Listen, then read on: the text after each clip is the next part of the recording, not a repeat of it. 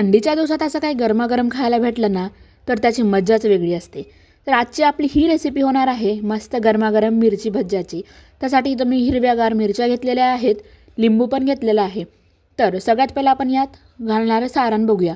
त्यासाठी मी बेसन घेतलेलं आहे, ओवा घ्यायचा, मस्त चोळून घ्यायचा हातावर जेणेकरून घमघम वास सुटला पाहिजे। त्यानंतर चवीपुरतं मीठ टाकलं, चिमूटभर हळद टाकायची, जास्त नाही टाकायची।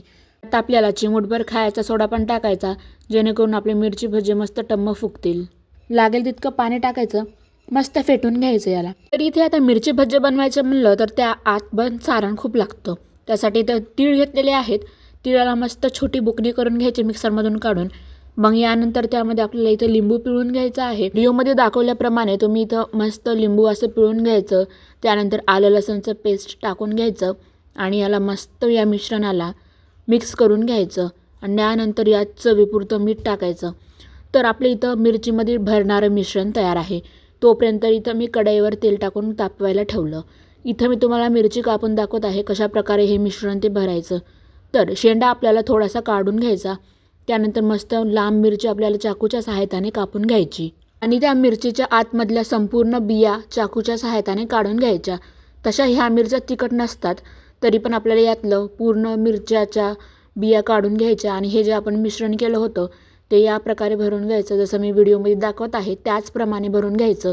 जास्त पण मिश्रण नाही भरायचं, एक थोडक्यात मिश्रण जसं मी व्हिडिओमध्ये दाखवले ना त्याप्रमाणे भरून घ्यायचं। तर मी तुम्हाला दुसरी पण मिरची कापून दाखवत आहे।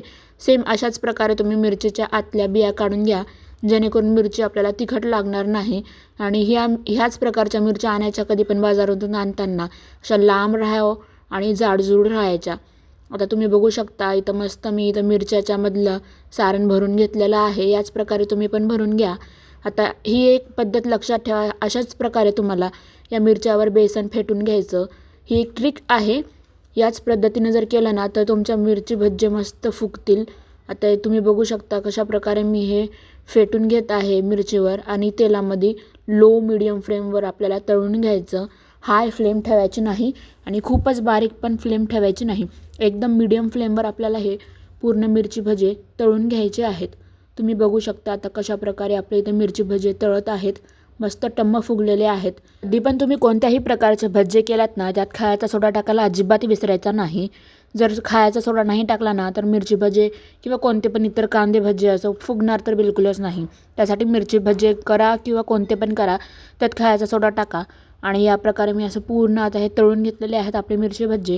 जेव्हा पण तुम्ही घरी मिरची भजे बनवतात ना त्यावर काळं मीठ टाकायला अजिबात विसरू नका, त्याच्यानं आपली चव मिरची भज्याची अजून निखरून येते आणि मस्त लागतात चवीला पण। तुम्ही बघू शकता कशा प्रकारे मी मिरची भजे तळून घेत आहे। अशाच प्रकारे तुम्हाला पण तळून घ्यायचं एकदम लो फ्लेमवर। इथं आपले मिरची भजे एकदम तयार झालेले आहेत। तुम्ही पण बनवा, कमेंट करून सांगा कसे झालेत। चला तर मग व्हिडिओ आवडला तर लाईक करा, चॅनलवर नवीन असाल तर सबस्क्राईब करा, कमेंट करून सांगा कसे झाले। थँक्यू।